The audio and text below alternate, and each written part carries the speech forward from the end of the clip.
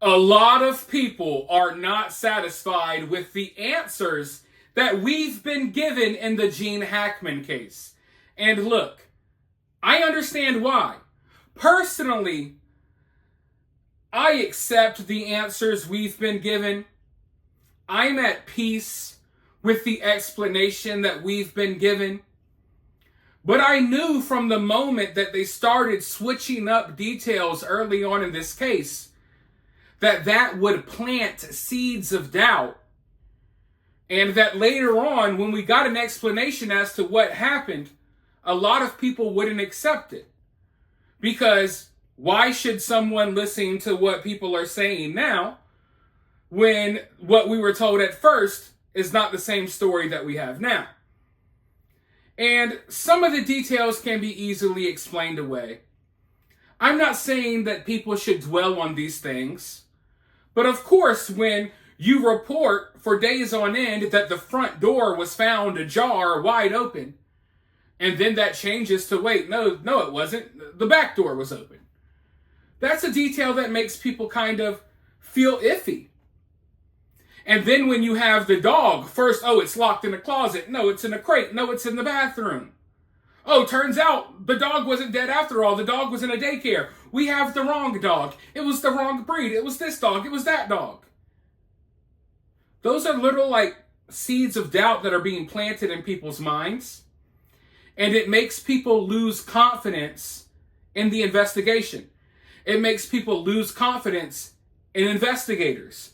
It makes people feel like either A, we could be being lied to and they're switching the story, or B, there's incompetent people in charge of this investigation that can't even get simple details right, like which door was open and where the dog was and what dog it was. And of course, we have this big investigation into their death, but investigators didn't know that Gene Hackman and his wife's other dogs were stranded at a dog daycare for a week as they were investigating. The dog daycare had to let the investigators know. Now, I was originally very curious as to why Betsy had dropped her dogs off at the daycare. You know, it seemed as if she was preparing for something. It seemed as if maybe they had a lot on their plate at the time and they couldn't handle all of the dogs. Now, I think we know why Betsy dropped those dogs off. Because I don't think Betsy was doing too well in her final days, but Betsy was still trying to stand strong and do what she needed to do to take care of Gene and to keep their household running. So I think that the dogs were put in the daycare to take a little bit off of Betsy's plate because Betsy was already handling everything else. And little did we know, I don't even think Betsy knew, she was dying. Betsy was dying. Still out running errands, taking care of the business that she needed to take care of. So, a lot of these things can be explained. We don't have to overthink or overlook into a lot of these things. We don't have to overreact and make a mountain out of a molehill, but there's still details here that are kind of weird. And when you have Gene Hackman's family in the press, in the media, doing interviews about how great Gene Hackman's health was before he died, of course people are going to be weirded out and freaked out when we find out that he has advanced Alzheimer's and he's been living in the house with his wife who was dead on the ground for a week. So look, you guys know if you've been here, I will call something out when people are making something out of nothing and they're trying to make a circus out of things. I will call it out. But there is a big difference between someone being in good health for their age and someone having Alzheimer's so bad that they're walking around a house chilling with their dead wife on the ground and they don't even know it. Or even worse. This is the most tragic, heartbreaking thing that I've ever had to think about.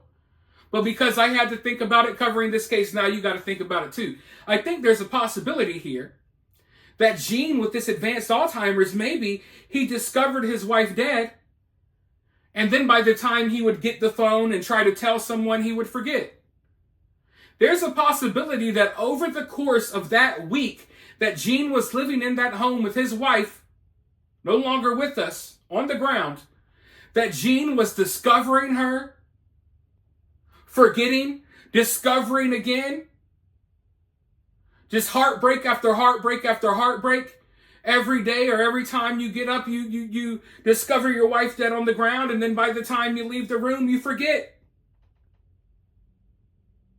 That's the most miserable thing I could possibly think about. And sorry now you guys are thinking about it too. But yeah, people are naturally going to have questions because in a situation like this, you know, when someone dies, you hear from a lot of people, right? Oh, I knew him. I went to school with him. I used to work with him. Or I used to date her. I used to do this with her.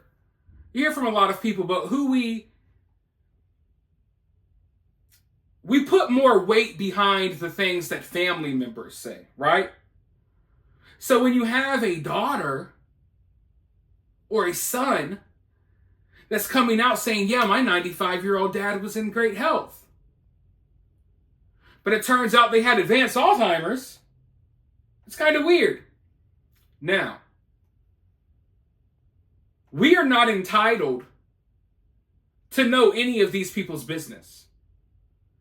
Gene Hackman's family does not have to come out and tell us any of his medical issues, because at the end of the day, it's not our business.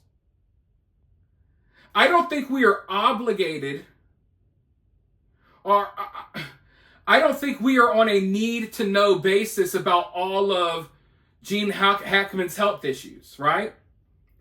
But when you have a case like this playing out, sorry, I think it would be better for the family not to say anything at all, as opposed to be out here telling people, oh, our dad Gene was doing Pilates. Gene was doing yoga. When in reality, Gene didn't even, from the looks of things, know who he was, where he was, who his wife was.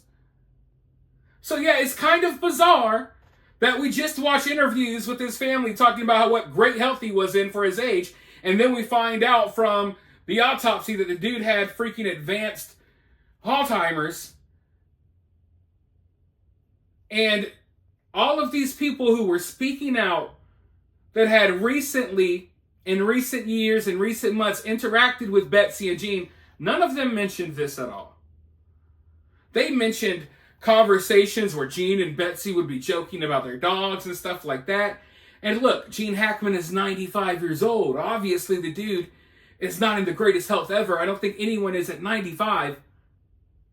But we were fed a narrative from his own family, not the outside world, not random people. Gene's own family fed a different narrative to us. And I don't want to be that guy. I don't want to be bad. I don't want to be mean. But were they trying to pretend as if he was doing better than what he was doing because they felt guilty that they hadn't really been in contact with him or talking to him like that? I mean, the fact that you're 95 and your kids aren't checking up on you like every day, like in person or at least on the phone, that's kind of bad. Or at least every other day, every week.